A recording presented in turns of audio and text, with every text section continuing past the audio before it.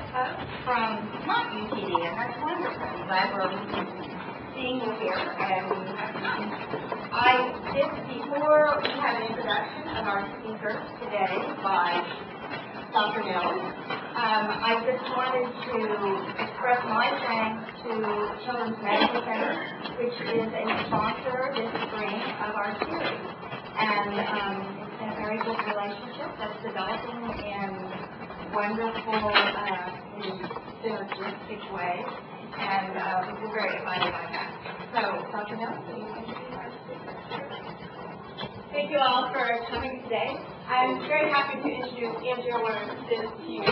Andrea comes to us with a fantastic background. I think it's interesting how many different degrees she's gotten along the way. But all of these degrees have helped her to develop her skills, her strengths.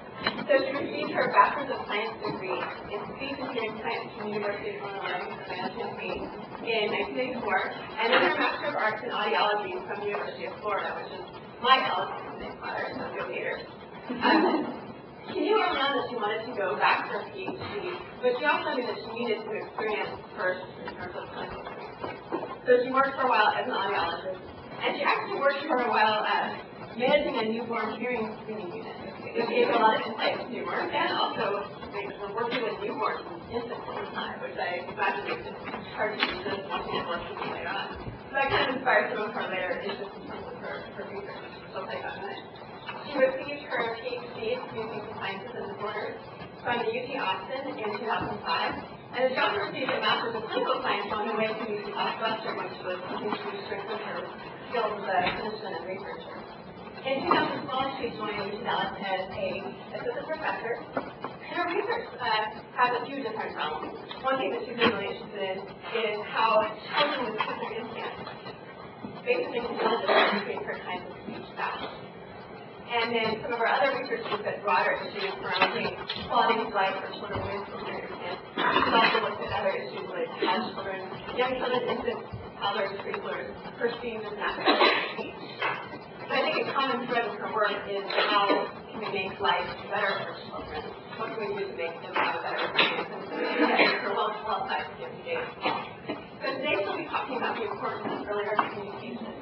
Please join me in welcoming Dr. Warner-Czyz. Thank you, Candace. And so I'm very excited to share with you what I truly love, which is child development and looking at factors that can really influence how children develop over time. So many factors can contribute to what we know about childhood development, but if you look at everything, it really becomes chaotic because you can't look at every single factor and think that everything is going to be as important as the next one. So what I really wanted to do is think about what are the most basic. So what I really wanted to do is think about which factors are very important for academic success and school readiness.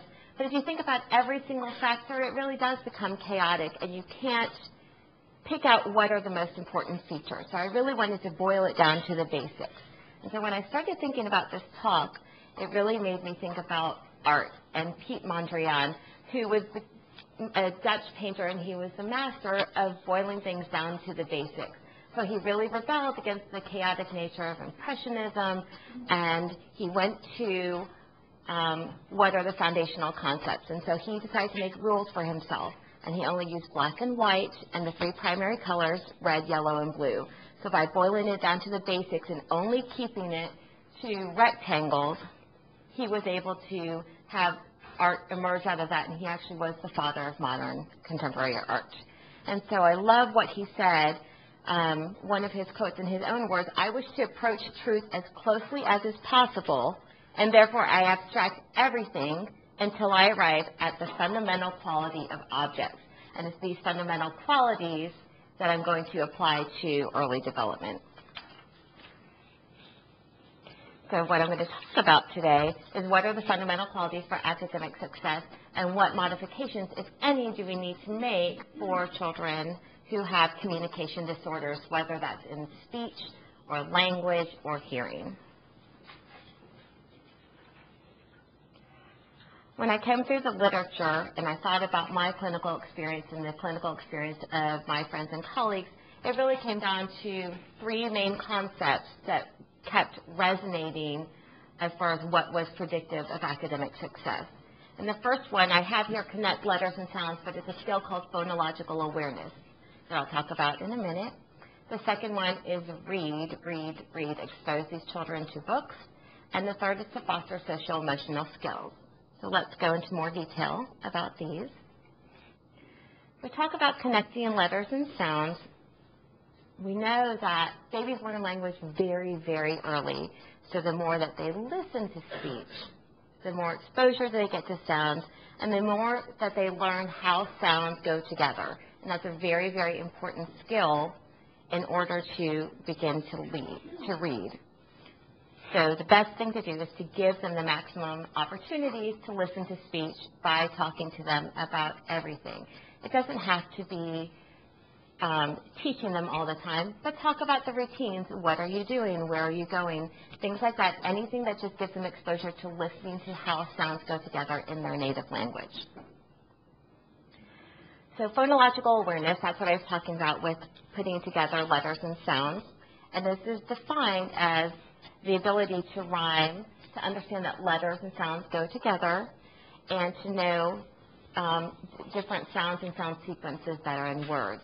So basically knowing the sound structure of words. So this is a toy by, I don't even remember who it's by, but it has letters. You can either have it play the entire song, you could have it just play individual letters, and it teaches that this particular letter goes with a particular sound. What's really important about these phonological awareness sounds is that because it teaches children to recognize the sound patterns in language, it helps them to listen to language and say, oh, I recognize that sound sequence, and then that goes within this word. So it helps them pull words when you're talking to them so they can recognize things as words, and that's very important for them to later attach meaning to those words. So this is something that's very important for vocabulary and very important for reading. And actually there have been many, many studies, whether with typically developing children, children with communication disorders, that have shown that phonological awareness skills are highly, highly predictive of later reading abilities. So working on sounds and letters very early on really helps these children to do better in school. There are different ways that we can do this. So here's an example. So you think about what you do is you have a U, and you say U makes the oo sound, or it can make a. And same thing with N, that it makes the N sound. And then you teach the children to put them together. So instead of being U and N, they're actually together, and it makes the sound UN. And you get them to recognize this particular pattern. From that, you think about other words that have that specific pattern in it. Fun, fun, gun. I know that's not appropriate right now, but just bear with me. None, run, and sun. And so once then they can kind of recognize these words, then you can move to things and put them in sentences and let them listen to it. So what I'm going to put up here is what my mom taught me. She was a first grade teacher, and what we used to do is I would sit on the floor in the kitchen with her with this book that she made while she's cooking dinner, and I would sit on the floor with her, and this is the one that I remember the most, and I called her. I said, is this how it went? And she said, yes. So this is, again, completely inappropriate, but this is what I was reading when I was little. Run the gun to the sun, run, run, run, fun, fun, fun. Of course, we would have to substitute another word in there now, but this is the process that we go when children are learning to read. So first they retrieve the sounds associated with the letters, and then they retrieve the pronunciations of these little, of the combination of the sound sequence, and then they can go to the whole word and finally to reading. So this is a process for young readers or young children learning how to read. So this has to do with the phonological awareness, and these are some things that you can do in working with children to help strengthen their phonological awareness skills. So it could be something with listening. So this is an example of discrimination, or recognizing sounds as the same or different. So the sound G on the left could be for grapes or goat, and then on the right, it's contrasting G, C, and P, so the different sounds and the words that they go with. It's easier for children to look at that first sound in the word versus later sounds, and so that's a really good place to start for them. Another way to work on phonological awareness is to look at the syllable, and so to think about what do they know about how sounds go together. So here would be an example of saying something like, this is a picture of a rabbit. I'm going to say the first part of the word. Can you finish the word for me? And so you say rat, and you expect the children to say sit. Good job. So this is what we're trying to do, is think about different ways that children can put letters and sounds and words together. And here's another one. I really like this one. Rhyming is another part of this phonological awareness skill. So you can say rhyming or not rhyming, and you ask them, do these words rhyme, shell and bell? And hopefully the child will say yes. And then you can give them a different one. So which one of these doesn't rhyme? Shell, bell, or fish?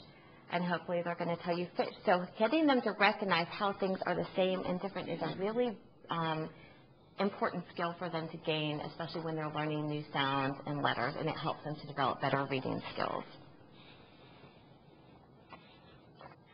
Speaking of reading, let's move on to what we know about reading.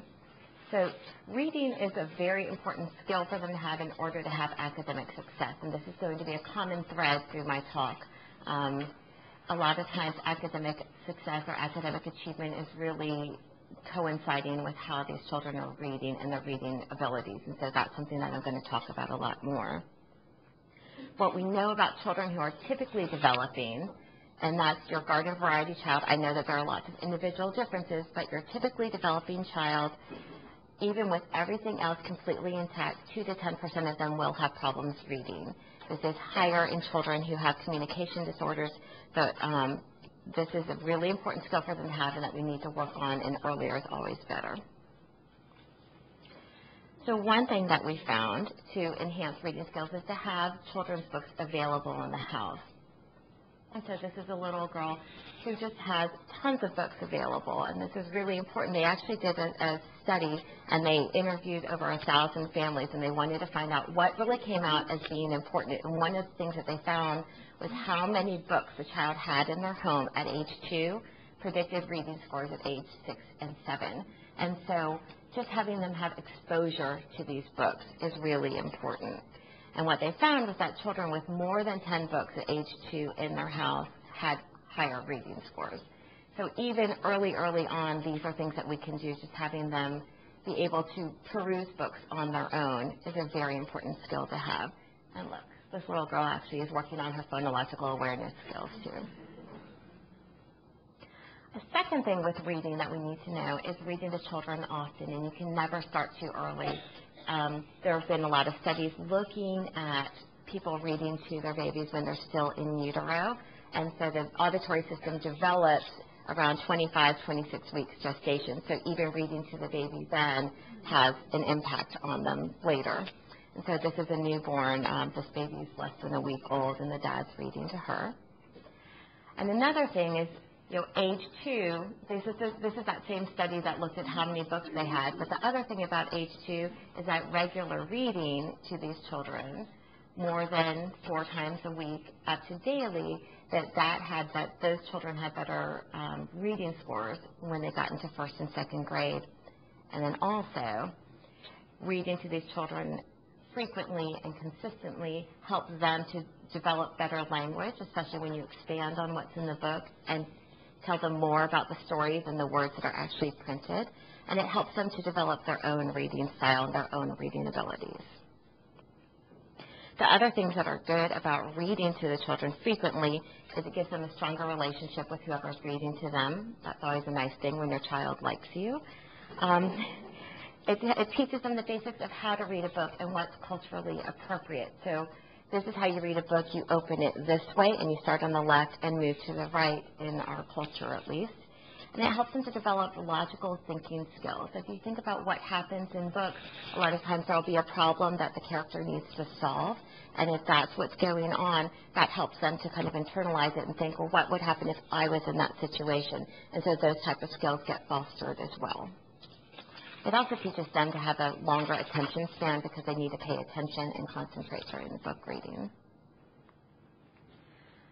Having the children read to themselves is another important skill. So whether or not they have the words, the fact that they're looking at these pictures really helps them to think about what they might be doing. So they might not have the words as far as in print, but they can think about what's going on in this picture and sometimes revisit what you may have talked to them about when you were reading with them. Another really good skill is to have them read to others. So these are siblings reading to each other. This is a very strong skill for them to develop because they get to share their ideas. They get to make connections to the world. So rather than just looking at the book and saying, this is the dog named Clifford, maybe saying, there's a dog out here. Is that Clifford? Which it might be a really tiny Chihuahua, but is that Clifford? And that might be something that they're making these connections between what they're seeing in the books and what's happening in real life. They also, you don't always have to follow what the story says. So creating a new story, letting them use their imagination, fostering their creativity is always a good skill for them to have. And then finally, the last thing on reading is let the child see you read, because they see that that's something that's expected, whether you're reading the paper, books, magazines, anything. If the child sees you read, they're going to use that as a role model for what they should be doing as well. The other thing that we think about when we think about academic success is we always focus on how many words does my child know, or how many sounds do they know, all the letters in the alphabet. How high can they count? For some reason, my son counted to 23, and then he stopped for a really long time, but he could count to 23, so why not 25? I don't know, but you think about all these things, that what they can do and their skills that they have, but I think a lot of times we forget about the social emotional skills and how important that is for them to navigate the world and become successful academically and just in life in general. So what we know is that schools in general are social places, and again, these children are learning alongside they're learning from their teachers, but they're also learning from their peers. And this is something we really need to think about. It's that social emotional literacy, so the ability to negotiate relationships with other people, to understand other people, that this is vital to a child's early school success. When they asked the kindergarten teachers what was really important, this is what they pointed to. So whether the children knows all of their letters, they can learn that in school, but knowing how these children do if they do not have the social emotional dialogue and they aren't in touch with, I'm not saying they need to be touchy-feely, super sensitive children, but they need to know how to deal with their emotions. If they can't do that, they're going to be at a disadvantage at school because it's going to really affect how they can focus. So I'm going to go into that a little bit more. So self-regulation, this is really just a really fancy way of saying how do they control their own emotions. And what we found is that children who cannot control their negative emotions or have difficulty monitoring them, that those children tend to have more difficulty because they tend to be irritable and emotionally inflexible. They tend to have more difficulty focusing on learning because they're so busy trying to deal with what's going on emotionally that for them to really concentrate on what they're supposed to be learning tends to be more difficult. Another thing, these two go together, carrying out complex directions and finishing specific tasks. So if you ask, do you remember when the kids are really little and you ask them to walk in the line and you think it's just because we're being orderly and this is great, we're going to stay in the line, it keeps us out of everybody else's way so that other classes can pass as well. But this is a really, really important skill because the child has to inhibit their really big desire to go and touch the child next to them or go and touch the wall. But if they can inhibit that, they can control their urges to do things like that, it's going to behoove them later. And same thing with finishing specific tasks. So here I give an example of tracing a star. It's the same thing, teaching them just to focus and slow down and concentrate. And those type of skills is really going to be predictive of their reading success later. So being able to control and focus and concentrate their attention is very important for young children. Oh, and this is the other thing. So their ability to regulate themselves under 5 years, so younger than 5 years, is predictive of their achievement later. And these abilities don't just happen to grade school, but it actually has, it persists through grade 10, through sophomore year in high school.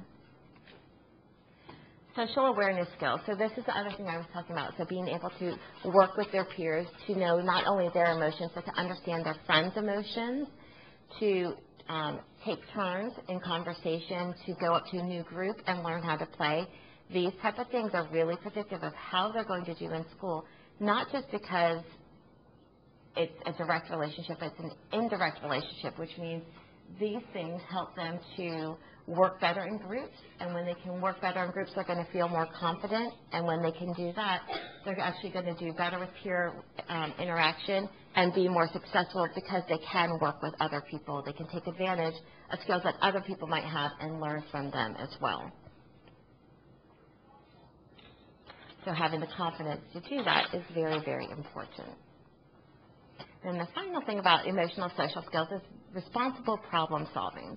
So what that means is figuring out how to solve a problem, and if they can solve this problem, whether it's things that they learn through social interaction with you, with adults, with other friends, with folks, they learn how to solve a problem. They can apply this to social behavior. If there's a problem with their friends, this is how we deal with it. And if they can learn to solve problems socially, it's going to help them later to solve problems when they're have challenging academic tests or in school, anything that they need to do where they need to kind of channel what are the steps to do when we have a problem, how do we approach it, and how do we go through that.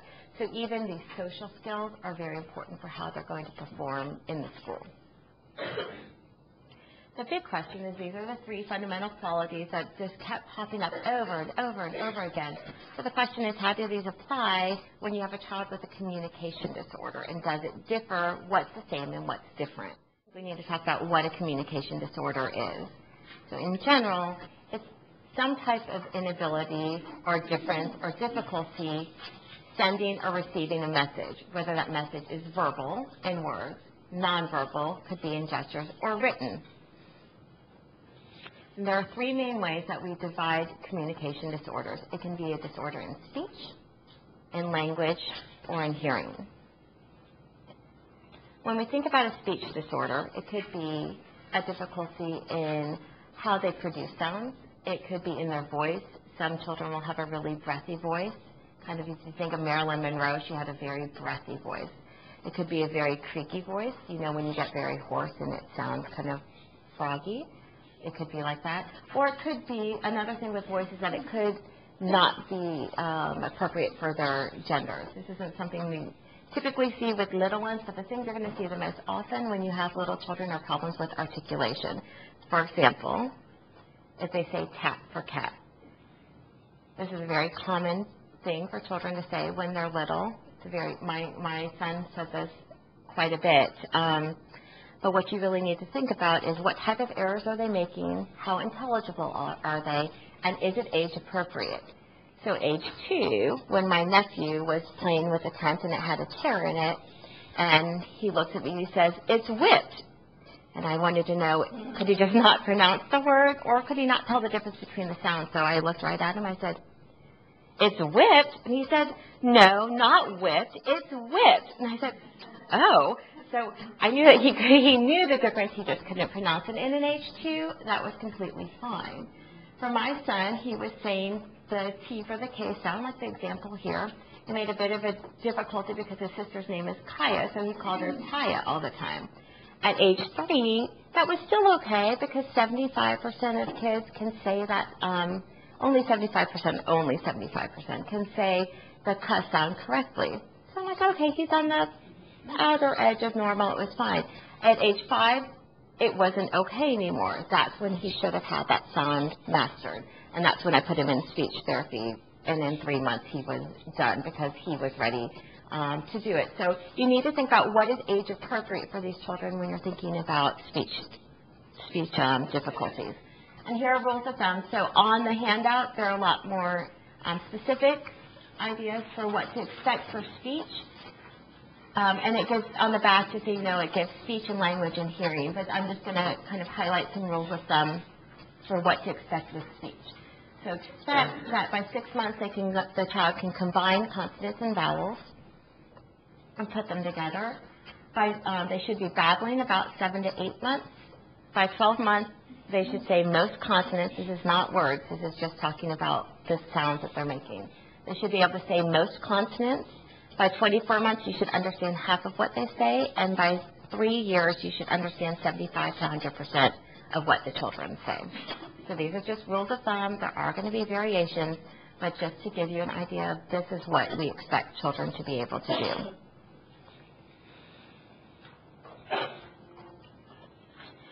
when they don't accomplish these milestones, these are some outcomes that can be affected. So we can have difficulties in reading deficits.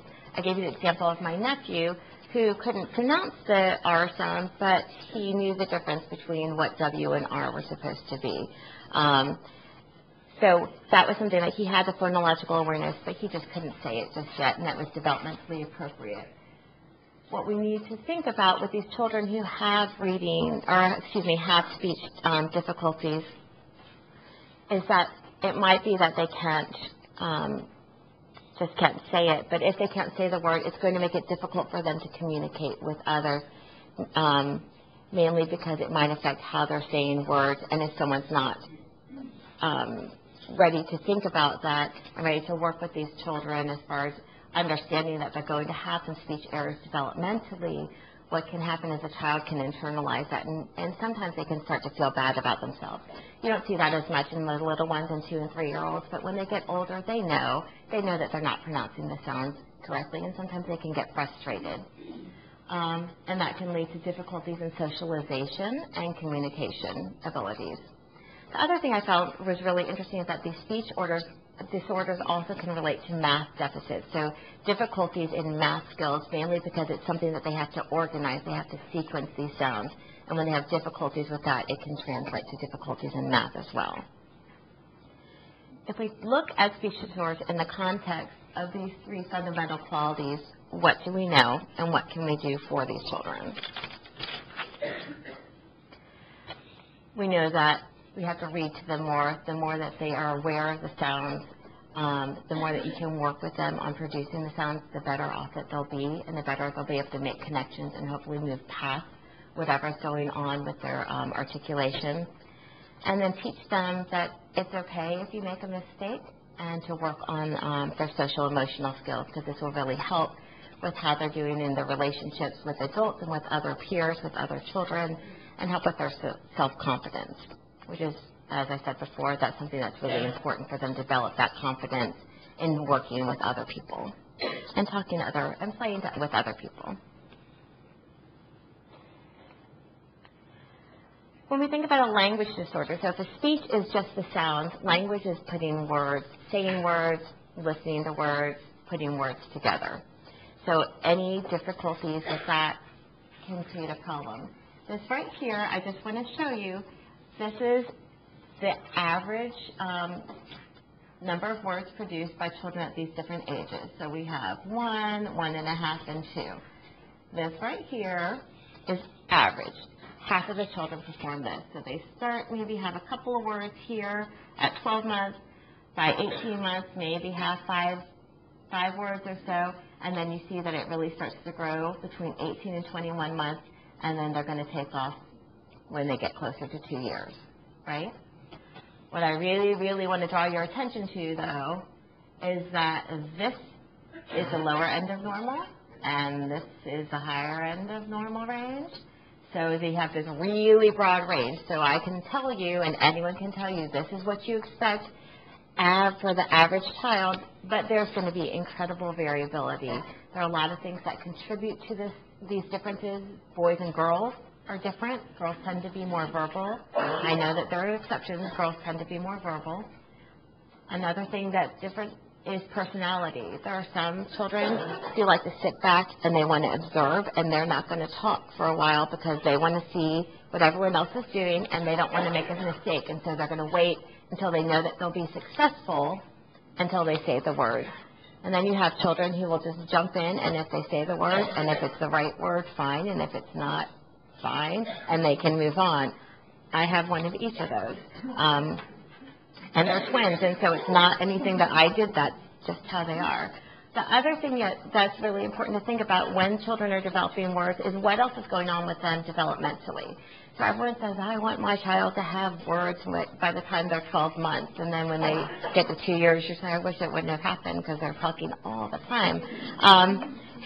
But you want to think about how are they developing? Sometimes around 1 year, they're supposed to walk and they're supposed to talk around 12 months, and those two don't always occur by their first birthday or right around their first birthday. Sometimes they might focus on one, and then the other one will follow. I know that I had a friend who had some children who they were just chunky babies, and it was harder for them to move. And she was also a speech pathologist, so it's harder for the babies to move, and she's a speech pathologist, so those two things, those were the most talkative children ever at 12 months. I mean, just chatty. And then my kids, who were skinnier, they actually moved first. So they were moving all over the place, and they were talking some, but they moved first. And so sometimes you have a trade-off between them, and that's okay. It's all within the range of normal. But just rules of thumb for what to expect. So 1 to 2 words around 12 months. 18 months, I said, it says 15 to 30 words. They might, sometimes it's understanding them as well. By 2 years, they're putting 2 words together, and by 3 years, they're putting 3 words together. That makes it kind of easy. 1 word at 1 year, 2 words at 2, and 3 word sentences at 3. So that's generally what we expect for them. There are different kind of disorders that they can have with the language and impacts that it can have on them. So with these children, a lot of times because they're having trouble communicating, they're having trouble because they don't have as many words. Sometimes you can see with 2-year-olds, when they don't have the words to communicate, what do? They what? They throw tantrums, yes. And what else do? They bite because they don't have the words to communicate. So these are things to look for, is trying to give them those tools to help them have some words in some way that they can communicate. Yes. Bite. Yes. It's not a fun note to get from your preschool teacher. What the other issues that you can have with language disorders are things that can happen after that is that they do have reading and learning deficits. If they're having trouble putting these words together in their head, it's going to be hard for them to do it on paper as well. Sometimes what happens with these children, because they don't feel comfortable, that they can't get their point across, they feel like they're not being understood. Sometimes they'll withdraw, and they don't want to participate in class. They don't want to participate in group activities. And so with that, it's going to lead to some social and emotional things. So they're going to pull themselves away because they don't feel comfortable. So these are things to work on, early skills, to help them get that language that they need, get the words that they need to express themselves and help them feel more confident. And again, connecting this to the fundamental qualities I talked about earlier is making sure that they can put the letters and sounds together, read to them as much as possible, give them as much exposure. And this is a group that it's really important to not always just stay with the words that are on the page. Maybe that's a difficult word or a concept for them to have, and maybe if you give them a different word, maybe instead of happy or instead of glad, give them the word happy. Give them a different word that they might be able to attach to a little bit better. And doing these things is really going to help them with their social emotional skills and working on their confidence, working in playing with other friends. Hearing disorders, this is my area, so I'm going to spend a lot more time talking about hearing loss in these kids, and it's disability or inability to hear as a normal hearing listener. And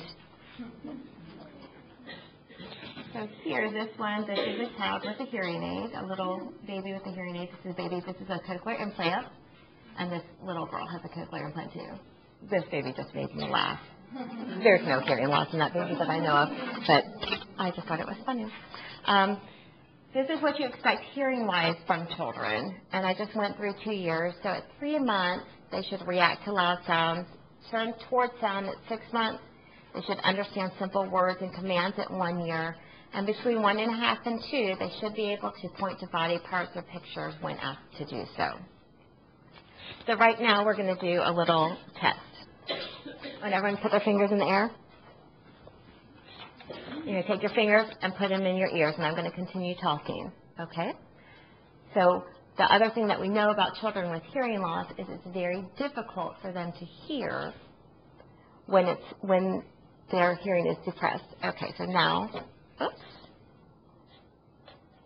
Okay, take them out. How easy was it to hear? It's very hard. So just doing that is called, it's simulating, it's making it like it's a mild hearing loss. So this is how we test hearing. These are the different pitches, and this is how loud it is. This is where speech is. In this little, they call it the speech banana. I had to put it in yellow because it's a speech banana. So mild hearing losses, which is what I just had you listen with, is here. So you can see that if the child, the softest sound they can hear is in this range right here, they're not getting access to sounds, or if it is, it's like you're whispering to them. So that's called a mild hearing loss. A moderate hearing loss means that this is the softest that they can hear, and you can see there's no access to any of the sounds up here. And then this is a severe to profound hearing loss at the bottom. And so with this, the sound of a lawnmower is either inaudible or barely audible to them. And you can see with these children at the bottom and with the red, there's no overlap at all with the speech. So if with no intervention, with no hearing aids, no cochlear implants, they can't hear unless they can't hear typical conversational speech. They can hear loud sounds, maybe, but not typical speech. So just so you can see what these look like with children, if they have a hearing loss, they could wear hearing aid. So this is the hearing aid part on the back, and this is the part that goes in their ear. Or these children with a severe to profound hearing loss, again, there's no overlap with the speech sounds. For those kids, sometimes hearing aids aren't strong enough, and they'll get a cochlear implant instead. So with these in mind, and with a cochlear implant, they actually can gain access to all of these sounds. It's pretty phenomenal, and they do quite well, usually, but there's lots of variability. So we think about hearing loss, whether it's a child who has any of the degrees of hearing loss, whether they're wearing a hearing aid or a cochlear implant. What we do know is that the average academic achievement of deaf or hard of hearing students, so anyone with a hearing loss, is below that of their hearing peers. But as I just said, there's a lot of variability. So what I'm going to talk to you first about is what's average, what we expect, and then I'll talk a little bit about the factors that might make them perform better. The first thing, we're going to relate this to those skills that we talked about in the beginning. So those phonological skills, connecting sounds together, listening for differences in sounds, are really, really important. It's important for normal hearing children, but for children with hearing loss, it is vital for them to develop these listening skills. Because what we know is that if they can't hear, they don't produce the sounds. And if they don't produce the sounds, it's going to make it very difficult for them to listen to those sounds and try to incorporate that into their own speech. And then if they can't do that, it's really going to affect how they learn words, how they learn to read. It's going to have negative impact on their academic achievement in general. So this knowing the letters and the sounds and how all those go together in language is very, very important. It's actually the avenue to reading.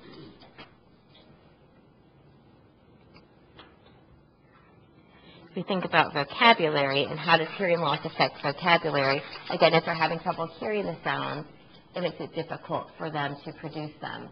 With intervention, again, whether it's a hearing aid or a cochlear implant, these children do better. So you do see them improve over time, but those starting words later, when they get their vocabulary spurt, if you remember that graph, and it happened between 18 and 21 months for normal hearing kids, for kids with hearing loss, it's not happening until 25 months when they're getting that spurt and they're really starting to increase the number of words that they know. There's a debate on how they do for overall language once they get to early school, kindergarten and first grade age. And some studies have said, well, they're doing just fine. They're either average or low average. So there's that range of normal. So they're in that range and they're fine. And then there are other studies, more studies actually, that are showing that these kids with hearing loss, even with intervention, are developing at a slower rate. And the number of words that they're getting is happening at a slower rate. This really has an impact not only on single words and learning individual words, but how they put words together and when they start to read. So what we know about reading, I have to show you this because this is just stunning to me. This is 2 different ages down here, and this line right here, this is what we expect for normal hearing standard kids. We expect them to score an average of 100. At age 8, kids with hearing loss are here, so they're below average. At age 16, they drop. And so here it looks like it's a little drop, but it's a big enough drop that here they're actually almost caught up to this normal range. But for the kids at age 16, they're 2 grades behind. So it doesn't look like they're doing that poorly, but they are 2 grades behind in their reading. And there is a lot of variability where they could be from between 4 grades behind to 2.5 grades above. But overall, they're not doing really well, and so we really wanted to know why. What's changing between age 8, which is 3rd grade, and age 16. And so one of the things that they found is it really changes. We stopped teaching children how to read in 4th grade.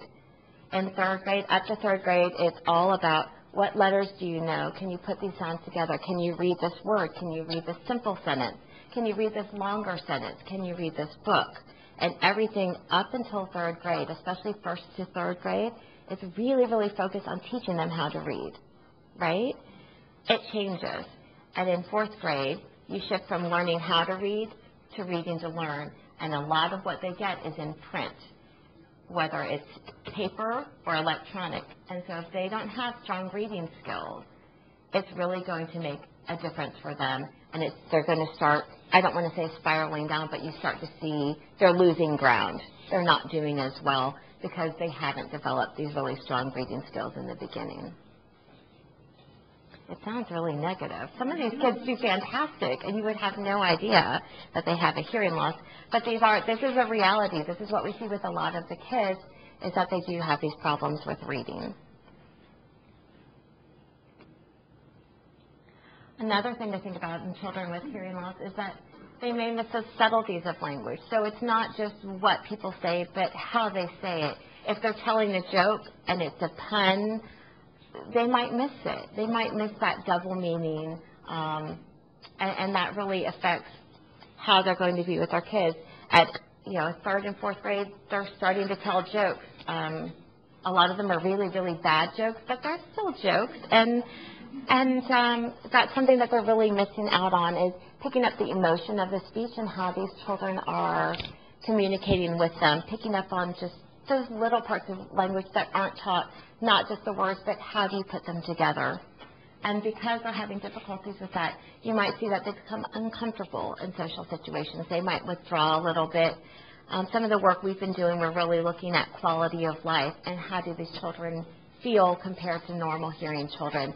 Are there any differences with how they feel? And between 4 and 7, everything's fantastic. Everyone's my friend. I love everybody, and everybody loves me. And then you start to see between 8 and 11 and 12 and 16, that starts to change. How they feel about how they're doing in school. They don't, the kids with hearing loss don't feel as confident in their school success as the normal hearing kids. And then the parents actually think the kids are doing better in school than they are. But the other one, the one that really struck me, is how they do socially and with their friends. Again, at age 4 to 7, these children, they loved everybody. And it really changes at age 8. So right around that same time when they're having those school difficulties and things are changing in how we teach, not just, teaching, shifting from reading to learn to learning, or learning to read to reading to learn. But you also have a change in how the teachers teach. In 3rd grade, it's a lot less small groups, and we're going to teach the whole class, and the teacher might be turned around like this, talking to the board, and so the child's missing out on the visual cues that they need to supplement how they're performing and all the information that they're getting. So you have a lot of changes that are going on in that same time, and I think it all comes down to they're having trouble in school, and when they're having trouble in school, that's translating to difficulty with their peers too. They're just not fitting in as well. But there is a lot of variability on the top. It's just a summary. There's a lot of variability in these outcomes, and there are certain factors that really can make a difference. So one of them is how old were they when they found out about their hearing loss, and how old were they when they got intervention, whether it's a hearing aid, a cochlear implant, when they started getting extra therapy, anything to get them to catch up, and their degree of hearing loss. So whether it's mild, so like when you did this, or severe to profound when they have, where the sound of a lawnmower is very quiet for them. I'm just going to show you two striking studies here. So this is language quotient. So if they're at 100, that means they're just like the normal hearing children. And this is expressive. This is how many words they say. And receptive just means how many words they understand. So for this, if they're identified before 6 months, they're almost catching up to these hearing kids for both of these. If they're identified and get intervention after 6 months, they're behind, and they don't catch up, even at age 4. I shouldn't say they don't catch up. It takes longer for them to catch up and close that gap because they're starting so far behind, even at 6 months. And then if you remember those reading studies for age 8 and age 16, these were kids who got their cochlear implants after or before age 5. But if you get the kids who are, got their intervention earlier, this is a new group of kids. This was just came out. So this is kids at age 10. And look, they're actually at the normal rate. So we're doing better. New technology, earlier intervention, all these things are helping these children, but they're still struggling. It's still difficult. They have to try a lot harder than a normal hearing child. So this is just more on early intervention. So early childhood intervention is crucial for these children. Getting them, especially in the first 2 years, is very important and very predictive of how they're going to perform academically because they learn to control their emotions, they learn to talk better, they learn to listen better, and these are all skills that help them in school later on. And then I also talked about degree of hearing loss. I'm just going to say that the children in general with mild hearing loss tend to do better than those who have more hearing loss. And that translates to how they do as far as how they're producing sounds, for vocabulary, the words that they're saying, and in language, putting the sounds together. And not to say that these other children can't be successful, but in general, how much hearing loss they have does matter. And other qualities that affect outcomes. These I thought were really important because I went and talked to Melissa Sweeney, who's the head of the Dallas Cochlear Implant Program, and I said, what do you think are the most important things for children who have hearing loss when they're going to school? What do you think they need to know, and what do you think really impacts their outcomes? And what she said was exactly what was in this article. She didn't even know that this article existed. But basically, high family expectations. Just because a child has a hearing loss doesn't mean they're going to be a low performer. You can work with them. If you expect more, they're going to rise to the occasion. And that's true for any child. It's especially true for children with hearing loss. And I thought this one was really interesting, is what does the school and what does the teacher expect? And if it's something that they can expect these children to be up here, again, the child will rise to the occasion. If you expect the child to be a low performer, then they might just meet your expectations. So wanting more from these children, expecting them to do more is very, very important, and not expecting them to be at the bottom all the time because they're not going to be. This is another one that ties into the one with the expectations of the school and the teacher. So open communication with parents and professionals. There are some times that when the child's getting ready to go to school and the parent will say, I don't want to go talk to the school. I don't want them to know that my child has a hearing loss, that my child's having a communication disorder. If a child walks in with a cochlear implant or hearing aid, you would think that they're going to know when they walk in. But the thing is that that's actually detracting from what the child could have access to. If the parents are open and say, this is what my child needs, this is what they're good at, this is what they don't need. If the child is only wearing one device, they need you to talk on that side. If the child's wearing two, it helps, but when it's noisy, it's going to be really difficult. And if you think about how loud it is in classrooms, they need to be in the front, somewhere where they're closer to the teacher. The teacher needs to let them see their face. There are lots of different things that the teachers can do, and it's easy. All they need to do is they just need some guidance, and I think that's something that we can certainly do. and then providing opportunities to develop social skills. So this was a really, really big one. So a lot of times when these children have difficulty with hearing loss, the parents keep them at home and they're working because they're going to therapy all the time and they're going to get the hearing aids checked and they're getting their hearing tested and they're trying to do all these things. But one of the best things to do for these children is actually put them in a preschool with children with normal hearing, because that's the time that they're really going to learn how do I negotiate with peers and how do I interact with these people, how do I interact with friends, and how do I play with these other children. It's really important because children learn so much through play, but you have to give them those opportunities, and isolating them isn't going to help them develop those skills. And the other thing, which I found really curious about having these kids go to preschool, a friend of mine was telling me this story that one of her patients, she's a speech pathologist, so one of her patients is now 9, and he's in class in a regular school with her niece. And so she's talking to her niece, who has known this little boy since they were in preschool. And so they were talking. She said, "Oh, how is Bobby doing?" It's not his real name. "How is Bobby doing?" She said, "Oh, he's great. Did you know that I used to work with him?" She says, "He's deaf?" Like, she had no idea, and part of it was because he's really good, a really good performer, and part of it's because these children knew him when he was little, and he was always there, and whether he had, the cochlear implants on, it just became part of him and who he was. And he also had a parent who didn't keep him from playing sports. She put him in football and baseball, and when it got to the time when it was tackle football, she went and investigated, and she found a helmet that she could adapt so that it would protect his cochlear implant.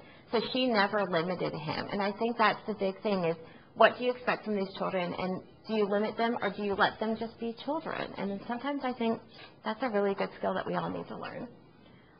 This last one is in red because this is the only one that was a detractor for success academically, and it's the children who have additional disabilities or additional issues aside from hearing loss. So we're working on the conclusion here. So these are the fundamental qualities that were really important for academic success in normal hearing children and typically developing children. And then these are the ones that are very important when you have a child with a hearing loss. So that they, just in addition to the phonological awareness and knowing the letters and sounds, to reading and social skills, but also really thinking about when were they identified, when did they get intervention for their hearing loss, because that's really going to be diagnostic or predictive of how they do later. Family involvement, and then communication with the school is extremely important. So what we know here, these are all pictures from the presentation, is that learning the sounds and the words are very, very important in how they're going to perform later for reading and math skills. Family involvement, whether it's at home, helping them with homework, or communication with the school. Early intervention and working on reading. These are all skills that are really, really important. So when we think about language and abilities and academic success, we really want them to have all of these skills, and we need them to be intact in order for them to be successful both personally and academically in their school. The other thing that we know is, again, if we get back to these fundamental qualities that I was talking about and relating it back to art, when we think about art, there's the saying that art imitates life. But actually, I think it's quite the opposite, that life, if we think about things more fundamentally rather than chaotic, is actually going to imitate art instead.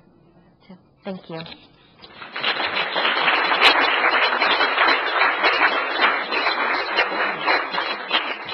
We have time for a few questions, so please.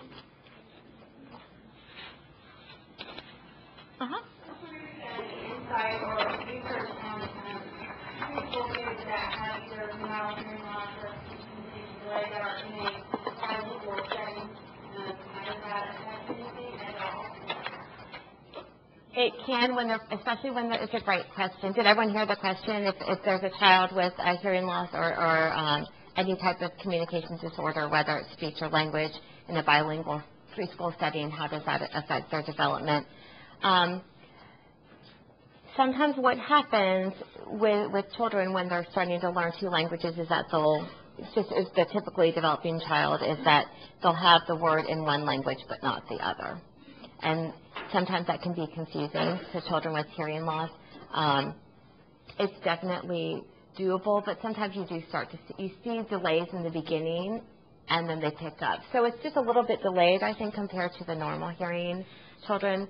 Speech-wise, I think it's just, that's in how they're producing the sound. So I think that's not necessarily, unless they're really difficult sounds, depending on the language. I think you do see some delays.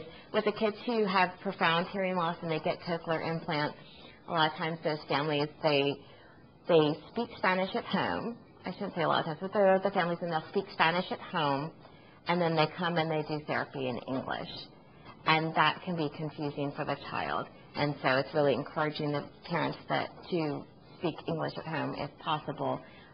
There is a great need for bilingual therapists. And we're working on that, but we don't have enough right now to meet those needs. We were just talking about that earlier.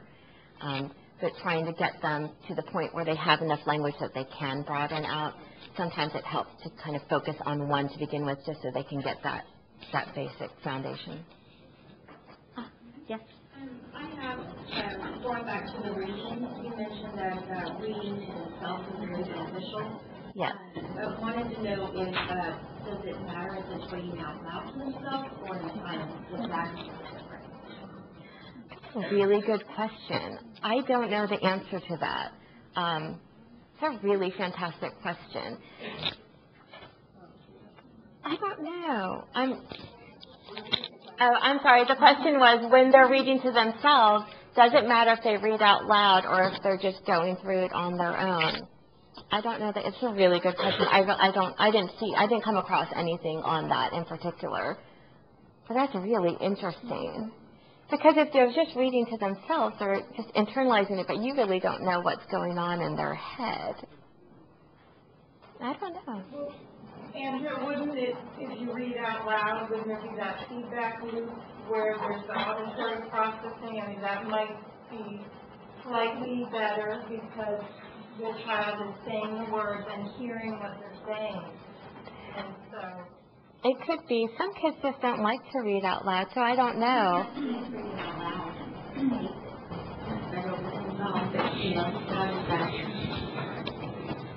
I think if he's reading, thumbs up.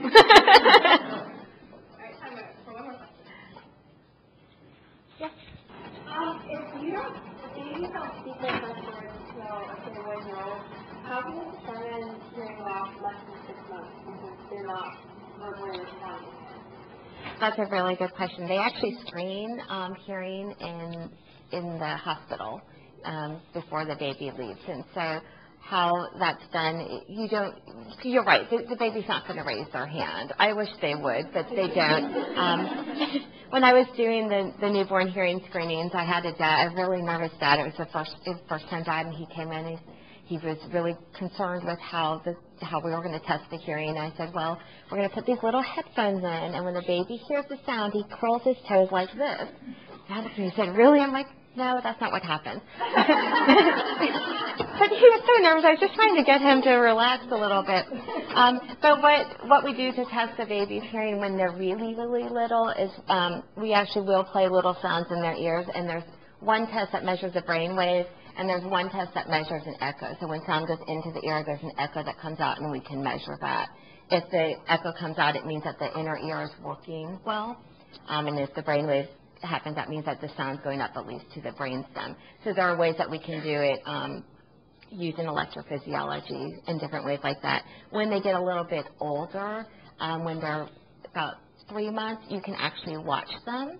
And when they hear a sound, you can put them in the sound booth. And when you play sounds, if they hear it, you'll see their eyes widen or their eyebrows will go up. If they're sucking on a pacifier, they'll change their sucking pattern. So there are different ways that we can test them. Excellent. Thank you very much for a fantastic talk. Thank you.